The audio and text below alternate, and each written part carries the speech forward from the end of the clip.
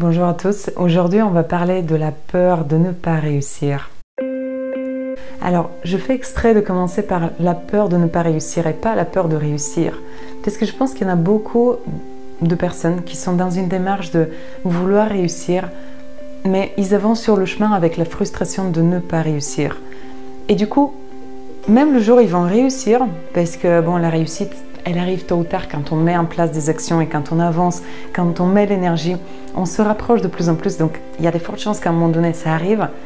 Mais le jour où ça arrive, on vit un moment de gloire. Et alors, quand on se retourne en arrière, on voit plusieurs années de frustration. Et moi, je pars du principe que la vie, elle est trop précieuse et trop courte pour s'amuser à avancer dans un sentiment de frustration. Tout en visant la réussite, bien sûr, on a envie de cette réussite-là. Mais derrière nous, ce qu'on produit, c'est des expériences où on a la peur. Ah, j'ai mal fait, j'ai pas assez avancé, j'ai pas fait assez d'actions.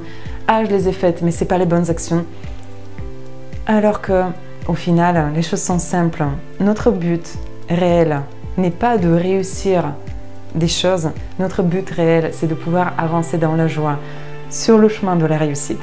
Et qu'à chaque fois, bien sûr, on a besoin d'un objectif. Bien sûr, on a besoin de voir clairement où est-ce qu'on va. Mais ce qui compte le plus, c'est chaque pas que tu fais sur ce chemin-là. Chaque pas, c'est une seconde, un jour, un mois de ta vie. Et ça, c'est précieux. La réussite, on va la célébrer, on va apprendre à le faire. Mais ça, je pense qu'on n'a pas tellement du mal à le faire.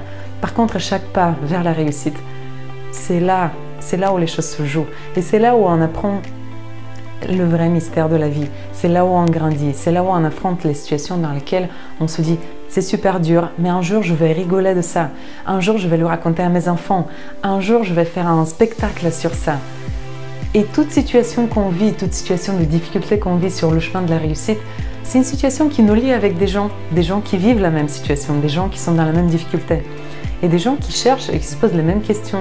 Et d'un coup, on peut créer une forme de cohésion entre nous parce qu'on est sur les mêmes problématiques, on est sur les mêmes questions. Et chaque pas est important. Chacun de ces pas, c'est un bout de vie. Et plus tu mets le focus sur apprécier chaque étape de la réussite, moi j'ai tendance à dire que chaque étape vers le chemin de la réussite, c'est un échec. Parce que si chaque étape c'était une réussite, c'est qu'on ne va pas l'attendre. Si à chaque fois quand je faisais quelque chose c'était une réussite, c'est que j'ai déjà réussi, il va falloir que je trouve un autre objectif. Par contre, si les choses que je fais, elles sont encore pas optimales, pas parfaites, je ne les fais pas assez bien, donc j'estime que ce sont des échecs pour moi, mais en fait c'est-à-dire que je suis encore en train de continuer à réussir vers cet objectif-là. Et quand je vois les échecs de cette manière-là, où je me dis, mais en fait c'est ok, c'est juste une étape vers la réussite, là, je peux relâcher et je peux tout simplement me dire, ok, continue, refais, encore un pas, continue à avancer, renforce tel muscle. Et là, ça devient comme un plaisir de se voir petit à petit croître vers quelque chose de plus grand. Parce que si toute chose que je faisais était une réussite, c'est qu'il n'y a rien que je fais qui me dépasse. Il n'y a rien qui est plus grand que ce que je sais déjà faire. Si je foire pas, c'est très grave. Si tout ce que je fais, c'est une réussite, c'est très grave, c'est que je vise très petit. Et c'est qu'en visant très petit, je limite ma vie à quelque chose de petit. Et la vie, elle est tellement vaste, tellement grande, tellement énorme, il y a toujours des choses à nous connaître qui nous dépassent, qu'on ne sait pas faire. Et c'est dans cette zone-là où on prend pleinement plaisir, quand on y va en conscience.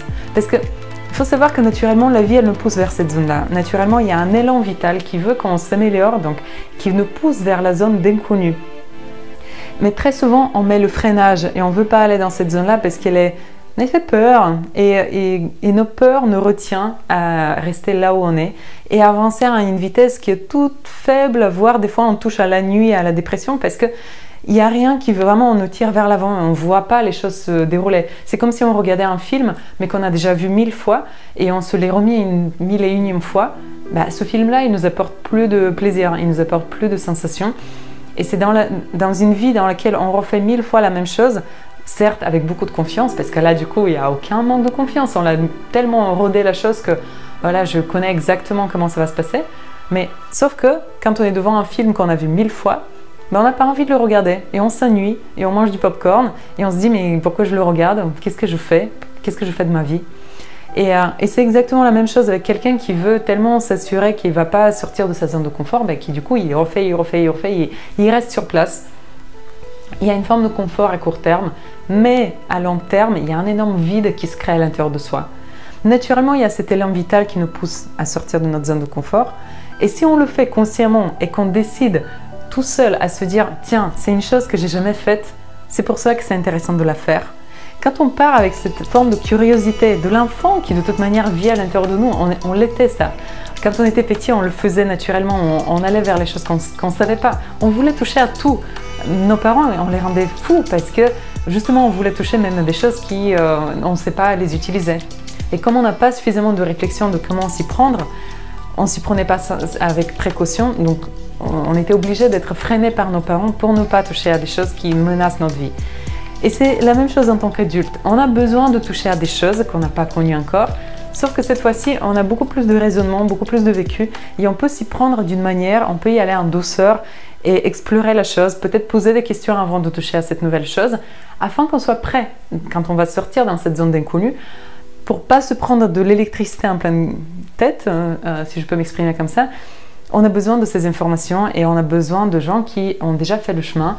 Allez leur poser des questions, demander des conseils d'eux et s'y prendre tout en étant conscient de ce que je suis en train de faire.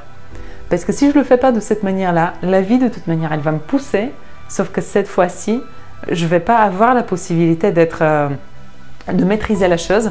Je vais avoir l'impression de la subir et je vais m'engueuler quelque part avec la vie parce que je vais estimer qu'elle m'a poussé à faire quelque chose que j'ai jamais demandé et que je dois vivre un truc que j'ai pas voulu vivre.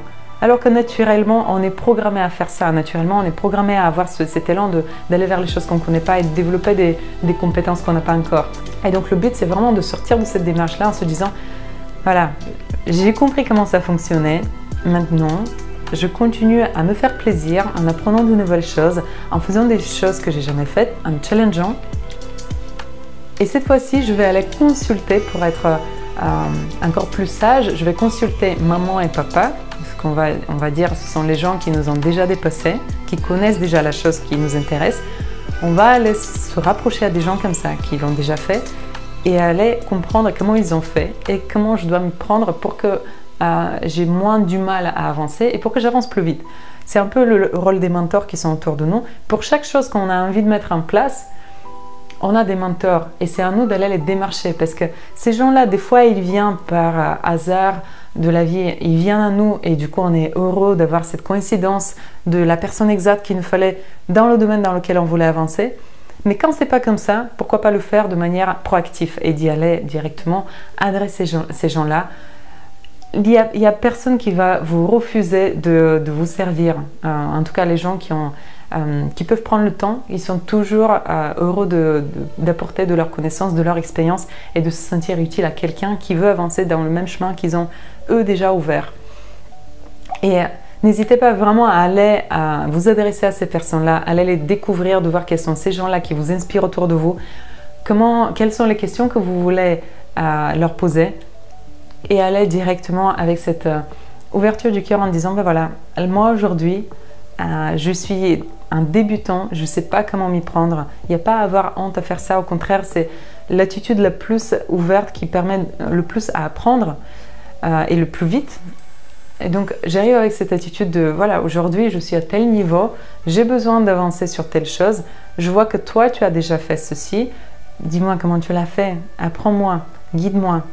Et si la première personne, elle ne sait pas s'y prendre parce que tout le monde n'a pas une démarche pédagogique, elle ne sait pas expliquer les choses, ou des fois la personne, elle a peut-être une démarche, elle n'a pas un peu plus centrée sur son ego, mais on peut toujours aller vers une deuxième, troisième personne jusqu'à ce qu'on trouve la bonne personne pour nous, la personne qui arrive à nous faire sentir en confiance, où on ne se sent pas démuni ou diminué quand on se place dans la position de l'élève qui veut apprendre. Et avec cette personne-là, on sait qu'on peut avancer et on avance super vite. Donc voilà. N'hésitez pas à vous entourer avec ces gens qui sont de toute manière pas très loin de vous, des fois plus proches que vous y attendez. Des fois, ça peut être des gens qu'on a rejetés sur d'autres critères, mais qui peuvent nous aider sur des choses qui aujourd'hui nous sont importantes. Et n'hésitez surtout pas à revenir vers ces personnes-là. Ça crée des relations en profondeur et ça crée une vraie humanité entre les gens parce que quelqu'un qu'on sait mettre quelqu'un dont on sait voir le talent et on sait lui dire ça, on lui rend le service de se sentir utile et on lui permet également de voir où sont ses talents et de le guider également dans son propre positionnement auprès des gens et comment lui il peut apporter aux gens. Et sachez qu'à l'intérieur de nous, chaque être humain sans exception, veut se sentir servir à d'autres êtres humains comme lui, veut sentir que son expérience n'était pas inutile et que son expérience de vie, ses apprentissages de vie vont servir à quelqu'un. C'est la sagesse générale de la vie. La vie, elle nous a créés comme ça. Quand on va donner naissance à des enfants, c'est parce que quelque part, on veut que notre expérience de vie sert à ces enfants. On veut leur transmettre ce que nous, on a compris et voir que d'autres personnes puissent grandir de ce que nous, on a compris et que notre expérience de vie n'était pas inutile. Avancez vers ça. On se retrouve bientôt avec une nouvelle vidéo. N'hésitez pas à me suggérer des thématiques de vidéos. Et je serai heureuse de pouvoir vous aider à avancer sur les questions que moi-même je me suis posées. Et j'ai pris le temps d'aller demander à des gens autour de moi comment ils voyaient la question. Parce que tout seul, on ne trouve pas toutes les réponses. On a besoin de personnes et on a besoin de vivre des expériences des fois douloureuses pour trouver les vraies réponses. Je vous souhaite de passer une excellente journée et on se retrouve bientôt.